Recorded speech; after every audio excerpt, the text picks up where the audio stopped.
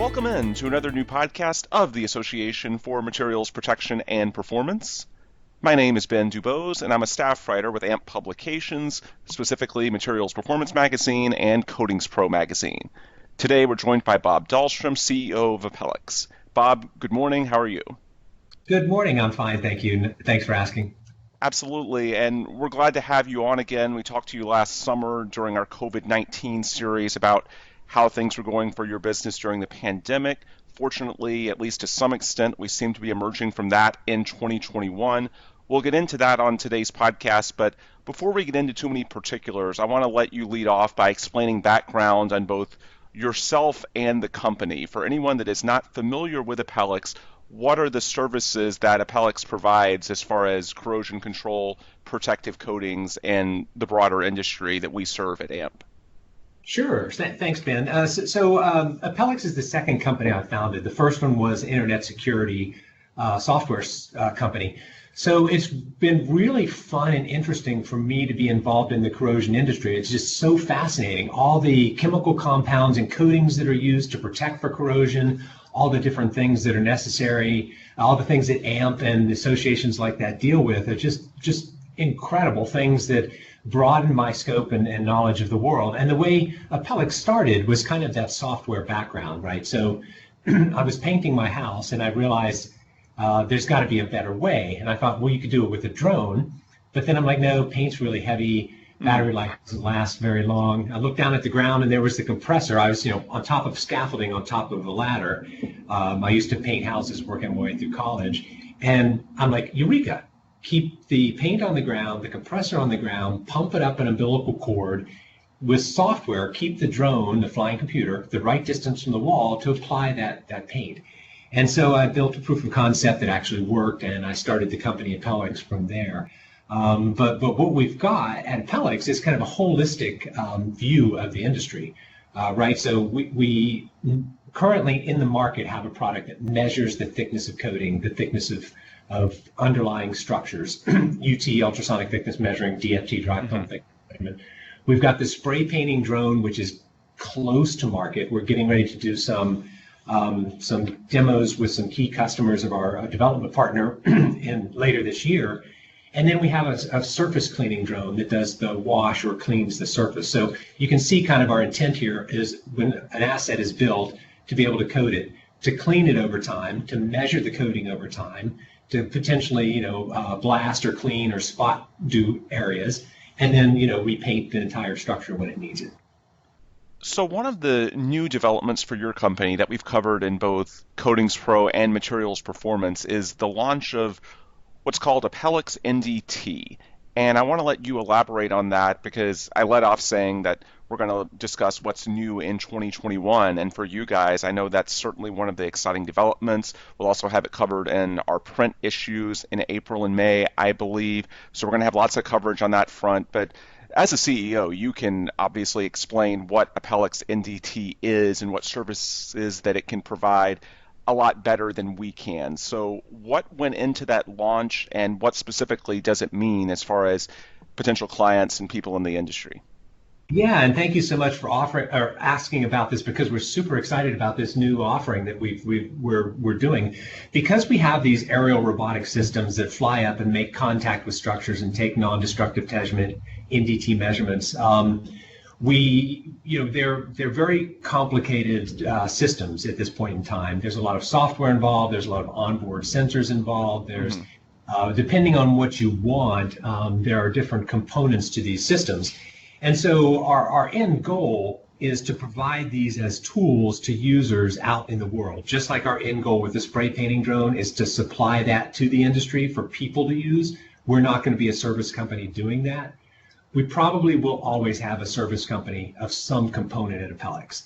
We're starting it with Apelix NDT because that is really where the learning happens. That is where the magic happens, so to speak. We can work on our facsimile of an above ground storage tank in our backyard all day long, taking measurements and everything works perfectly. But as soon as we step into the refinery, things may not work as perfectly. So having that exposure to industry is critical. And we can't expect industry to accept this technology if they haven't seen it in operation. And so we have this aerial robotic platform that does amazing work, and we've done a lot of jobs with customers that are sort of one-off jobs, and a lot of jobs that are pilot jobs that have a longer term to them. But what this enables us to do is to have a quasi-services company, Apelix NDT, to bring our engineers, our NACE engineers, our AWS or SSPC certified engineers into the field with us when we go do jobs, so that we can complete those engineering reports that the asset owner needs at the end of the day to make their decisions as far as what to do with their asset based on the data and information we're giving them. So what this does is this takes us as a company from being a data provider where we just went out there as roboticists and software people, to actually bringing along that subject matter expert with us that has that core expertise. So at the end of the day, we can provide a report to the asset owner saying, here's our findings. And we're specializing in areas at elevation, areas where we would use the drone, because that's where we're able to bring a lot of value creation. So we are currently limiting our scope to non-destructive testing of just the two areas, ultrasonic thickness and dry film thickness. So if someone listening, be it an asset owner, a contractor, anyone involved in the value chain, wants to work with you all, how can they hire you to complete a job? What's the process like as far as reaching out and actually logistically putting you in contact with these asset owners or contractors so that this can actually be used out in the field? We've tried to make that as easy as possible. Part of it is, we're a small team, so we're nimble, we're agile, we're motivated to work with companies because our goal is to get this technology out in the world. Our goal is to take Apelix NDT, prove this technology, provide the services for people as a step towards getting this service, getting these drones in the hands of people in use out in the world. And so it basically can just be a phone call where you call us up, but there are two models that we typically work under that seem to resonate with our customers. One is hire us for a job, and that's a day job, a couple day job, whatever it might be, where we come out, we bring our team, we do what's needed by the asset owner or the engineering team, and then we provide the data, the report, everything at the end of the job. The second is more longer term, and those are the pilot projects. And the example I can give there, because we're publicly able to share it, is we're doing a pilot project with Vopak, which is one of actually is the largest terminal and tank operator in the world. So they have large above ground storage tank farms. And as part of the pilot project, we've gone out there, we've taken ultrasonic thickness measurements with our drone on out of service tanks. What they want is the ability to do out of service and in service tanks. So in order to do that, the safety department said, we will allow you to fly in class 1 div 2 locations, which are the in service tanks, which have potentially explosive materials inside them, if you put this particular technology on your drone, basically a gas sensor, an LEL, lower explosive limit device that's constantly sampling the air, looking for levels of gases. So we're in process of implementing that now, adding that to our drone, so that when we do go out there, we'll be able to do both in service and out of service. So that's the distinction kind of between just coming out and doing a job versus coming out, working with the company to develop the system so that it's an optimal system that they can use, because the goal at the end of this development project, of this pilot project, is for Vopak to then take over operations of these drones and use them in all their facilities. So more broadly than just the new non-destructive testing services business, what type of feedback do you often hear when you talk to potential clients? I know you're, as you said, a relatively small company, so you guys are nimble and obviously you're fairly involved in these conversations. What types of needs do you hear from asset owners, contractors, and 2021 that they need as far as inspections? What is the feedback that you generally hear on a day-to-day basis as far as what they need help with? Well, there's two things. Because we're concentrating mostly in above ground storage tanks, because we can bang them out all day, every day, the most thing we hear from that is, oh my God, that's so fast. You can do that. Because these drones are incredibly nimble and agile for complex geometries to just, fly from location to location versus putting up scaffolding or rope or, cranes or whatever it might be. That's the type of feedback we love to hear. We also hear quite often, oh, if you can do that, then you can do this. And they'll pick out some obscure edge use case, which is a huge pain for them, something that they can't necessarily do very easily. And they think because we could do an above ground storage tank, we could do that really complicated edge use case. And we have to talk them back and say, no, no, no, that's too complicated. We can't do that. Maybe sometime in the future. So setting realistic expectations with the asset owners and with the engineering firms is a critical component of what we do when we do our pre-evaluation before we even go out to do a job. So you all have been doing this for a few years now. What has changed in the overall drone landscape? Have there been any refinements to your technology as you've gotten more field data over these recent years? Just generally speaking, how long have you been doing this? It's been, what, about 5, 6 years, I think?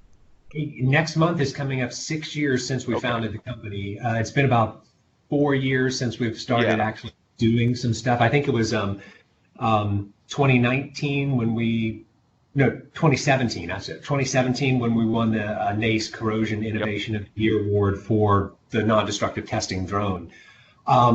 We've seen a lot of development on the drone to where it was useful in very limited use cases to now where it's useful in very complex use cases to, when it used to be able to only take a few measurements here and there to where it constantly gets readings all the time to where it used to be not as good as a human to where it's much better than a human. And then, of course, the speed increases. But the complexity is a lot of it. And part of what we've seen in the industry is an acceptance now that didn't exist before. In the beginning, in the early days, like in 2017, the first thing somebody asks if you're going to bring a drone to do non-destructive testing is it intrinsically safe? And the answer is no. No drone is, and no drone ever will be.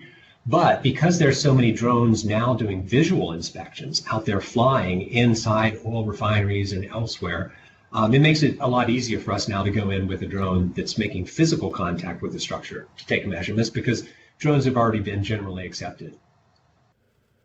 Calling all coatings contractors, we have a great resource for you. Coatings Pro magazine provides you with the latest news, trends, and technologies for your coating needs. And the best part, it's completely free to anyone who signs up. Simply visit coatingspromag.com/subscribe.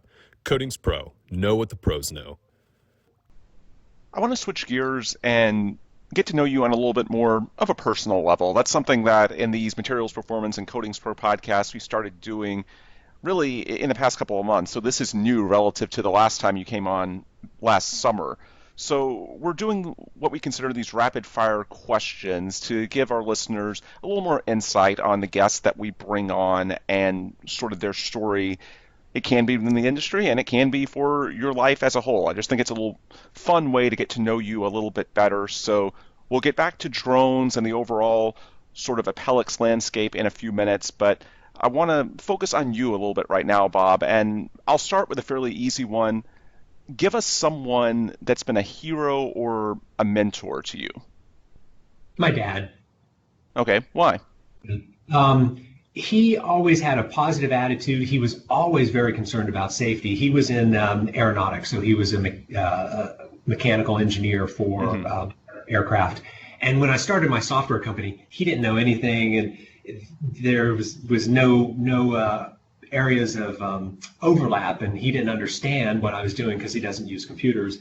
But when I started the drone company, all of a sudden it clicked, and now he's starting to understand what software is and what software can do. And software is my passion because, to me, drones are flying computers, and without software, they're useless. And software is what's making all this possible. The software is what enables the data collection, and the data is what's valuable to the corrosion industry. Because once we start gathering this data, then we can start doing all sorts of cool and amazing things. What's something that's your biggest pet peeve? This can be within the industry, your day-to-day business, or it can be your day-to-day life. What's something that really gets under your skin a little bit? Well, I hate to say it because it's political, but it's people that don't wear masks. Okay, that's fair. Because to me, it's just science. It's like if it was an alien life form that came Hmm. out of your mouth when you breathed, and it would hurt somebody, and all you had to do was put a piece of cloth over your mouth to prevent hurting somebody, or to protect yourself from getting hurt Yeah. by that alien life form. It just makes common sense. But I understand it's political. I understand it might take some heat for that viewpoint, but it's that's what it is. And I have friends that don't wear masks, so Yeah. I don't feel bad about them or dislike them or anything like that. It's just to me, it just seems to be common sense to Yeah. wear a mask. Yeah, it shouldn't be political in my opinion. And one of the benefits to our industry, at least, is that, especially with Coatings Pro, we deal with a lot of contractors who happen to be used to wearing these masks a lot already because they deal with job sites where they need to have that type of filtration. So I think that's one slight positive to our audience is that even before the past year, we did have some people that were already familiar with the concept and a little more used to wearing those types of protections than the general public. Yeah, Um, yeah. I mentioned my dad and safety earlier because mhm. when we go into the pool, we'd get out of the pool before we could go into the house to use the restroom or whatever. We had to dry our hands before we could flip up the light switch because of safety. He was very safety conscious, and that's one of the things I love about the corrosion engineer mindset. Right? Is it's all Yep. about safety because you are putting people's lives at risk and it is dangerous what people are doing. And so having that constant mindset of safety is important, I think is something that I admire and strive towards. Yep, I think that's a good answer. Last one, what's one of your hobbies? What do you do when you're not talking drones or inspection? What's something that you're going to do this weekend, per se? I like to chant. So there's it's called kirtan. There's a type of music, a style of music Okay. that's called chanting. And I love to chant. It's fun. All right, let's circle back to more corrosion related topics. The last question that we had before our little rapid fire segment was about what's happened over the last 5, 6 years that Appellix has been in existence. I now want to ask you about the future. What developments are on the horizon over the next few months? And this is not so much for Appellix, I'm thinking more broadly in terms of drones and the industry. What new technologies are potentially going to emerge in the coming months or years that might further change the landscape compared to where it is now? Oh, I think it's all about again, software and computers and data and knowledge and information that can be derived from things like visual inspections and machine learning and artificial intelligence and algorithms and that type of thing.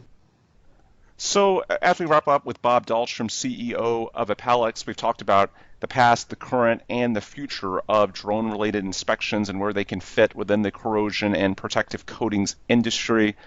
For anyone that's listening to this podcast and wants to get more information from Appellix or learn more about the types of services that you all provide, how can they get that? What's the best way for them to either get more information or potentially get in touch with you or the company? Very easy. You can go to appellixndt.com. So it's APELLIXNDT, short for non-destructive testing.com. And all of our contact info is on there. Or you can send an email, info@appellix.com. And that actually broadcasts out to multiple people within our organization so that you always get a quick response there. And then our phone number, of course, is on the website. Sounds good. Folks, that's where we will wrap this conversation today. For Bob Dahlstrom, I'm Ben Dubose. If you want more information from us, you can get it at AMP or our publication websites. It's amp.org, materialsperformance.com, and coatingspromag.com. Also, if you've not already subscribed to the podcast or if you haven't left us a 5-star review yet, please do. We appreciate that as well. You can find this podcast at Apple, Google, Spotify, virtually every major distributor. Again, for Bob Dahlstrom, I'm Ben Dubose. Thanks for listening, and please come back soon for another new AMP podcast.